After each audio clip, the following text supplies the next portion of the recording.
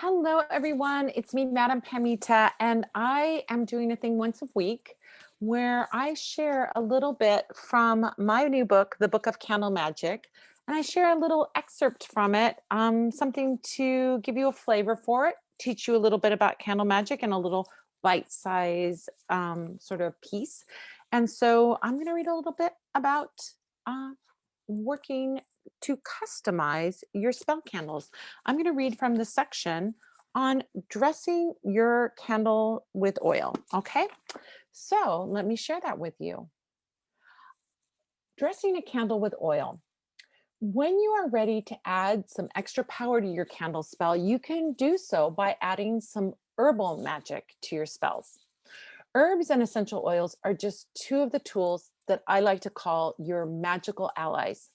Anything that we add to our spell work to align it more with our intention, colors, numbers, timings, petition papers, and of course, herbs and essential oils will help to keep our intention going, even if we worry about the outcome ourselves.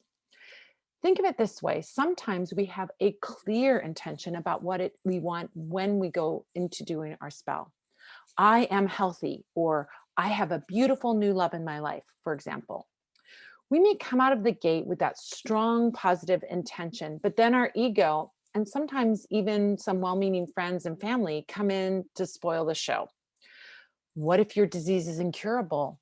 I'm too old to find love, and all kinds of other helpful, meaning not helpful at all, commentary comes in that originates from a place of fear. Holding these back and forth intentions keeps us from moving down a quick and easy pathway to our goals. It's as if you're taking one step forward. I can have this good thing. And then one step backward. It's not possible for me to have this good thing. One of the primary tenets of magic is as above, so below, which translates to if you can imagine it, you can manifest it. If your imagination lacks focus, goes back and forth, or is all over the place, then it slows down your manifestation, just as driving all over town will slow down you getting to your destination. So when we bring in our magical allies like herbs and oils, it's like the difference between walking into a party on your own where you know no one, or walking into the same party with an entourage of friends. Even if you feel worry or a lack of confidence about your intention, your allies will keep the energy going forward and can even give you a boost of confidence in your spiritual work. Herbs and essential oils are an excellent team that you can add to your magical entourage. Plants have energies and vibrations which can support your intentions. From earliest written history, we find records of herbs being used for medicinal and magical purposes. Ancient people, through trial and error, discovered which plants were useful for certain magical purposes. And today we have entire books dedicated to the uses of magical herbs and oils.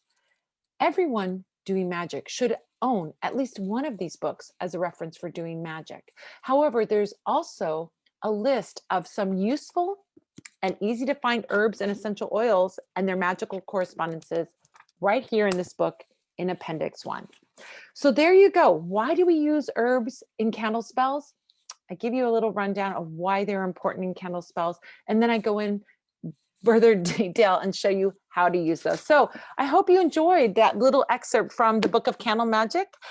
This book is available everywhere. You can get it, of course, at the Parlor of Wonders. You can get it from your local metaphysical shop or your local bookstore. I love supporting those mom and pop bookstores. And of course, all the other places, Amazon and Barnes and Noble and IndieBound and all of those places too. Thank you so much, you guys. Thank you for giving me this little minute to share this with you. And I hope you have a beautiful and blessed week. And I'll see you next week with another excerpt for you. Bye.